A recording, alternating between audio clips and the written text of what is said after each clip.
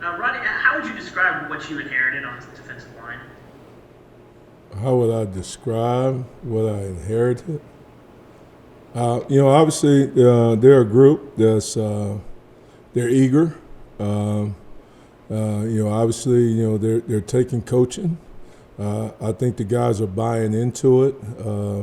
It's a little bit different. Especially schematically, where last year they were more mirror step. We were more of attack react. So the guys are buying into it. They're taking the coaching. Trying to understand what we want. Trying to play vertical. Trying to play on 2 yards on the other side of the line of scrimmage. Actually today I thought we actually took a step forward. Look forward to going up there watching the film and seeing if that's true. But I really thought today was probably the best practice they've had all spring. So obviously, if that's the case, and we can come out here again on Thursday and be a little bit better, and then again build on that and be better on Saturday, I definitely think we'll be trending in the right direction. Have any of those guys stood out to you so far? Pardon me? Would you? I didn't understand. Who's in that group that stood out for you so far? Well, I think BY has definitely continued to improve and get better. He takes coaching. He works on the little things that we point out in the film sessions. So right now, I think he's a guy that's trending upward. But there are several guys that are working and they're pointing in the right direction. So we just got to collectively, we've got to get better. So we can achieve the goals and dreams that we've set for ourselves. Coach, when you look at this defensive line group and going up against this offense in practice, and I know you guys are doing individual stuff as well, but how would you rate how your group has been able to adapt going up against such a high-speed type of offense? And what do you think of their endurance and how it's paid off from winter workouts? Well, obviously, I think it's going to pay dividends as far as, teaching them guys how to stay poised, how to play with confidence. They got to get their feet and their eyes set, and they got to be able to execute, communicate, get all 11 guys on the same page so we can execute our calls and we can play good defense. So, this is definitely going to help us going forward, because in this league now, there's several teams that are doing pace, and this hurry up, no huddle. So it's going to help definitely acclimate us and get us used to that for the fall. Brent Hubbs and Ben McKee. Yeah, Coach, two things. One, with your group, has it been more about kind of getting them to gain confidence, or is it more about breaking maybe bad habits, or is it just a new scheme in terms of the adjustment? And two, I know it's very early in terms of recruiting, but is it different recruiting to Tennessee now than it was in your first run here in the late 90s? I don't know that I would say, it's bad habits. Obviously schematically, they were different than what we are. So we're just trying to teach them, the fundamentals and the technique that's required for them to play in our scheme, and getting them to understand that how everything fits, how it all ties together, and getting those guys to play with relentless effort, with physicality, and just understand the accountability of making sure that they're in their gaps and they win their gaps. As far as the recruiting piece, Tennessee's a great product. It's always been a great product. It will always continue to be a great product.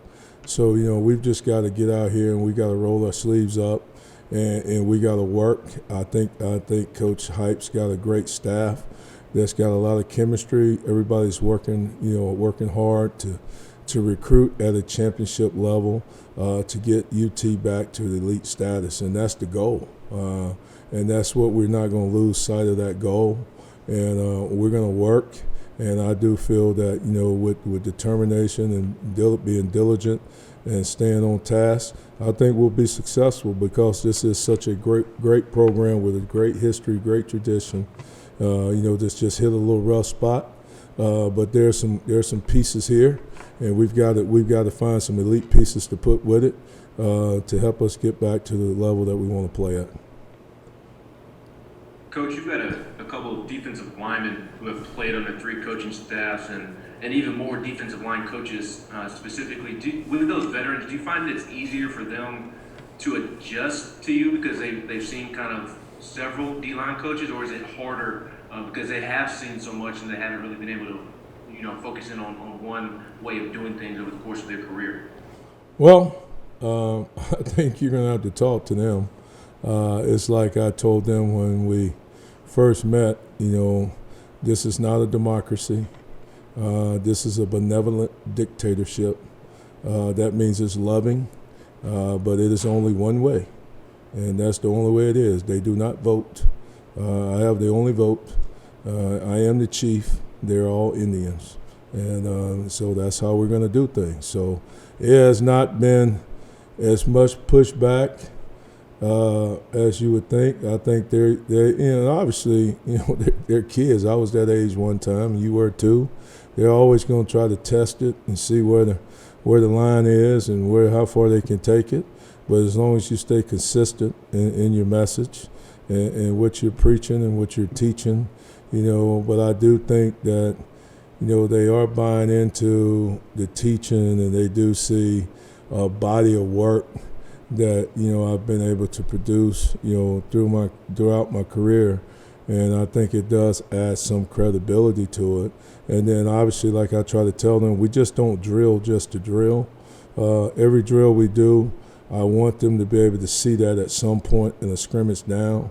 They can see, hey, man, that's the drill we did. That's what we were trying to work on. That's what we were trying to accomplish.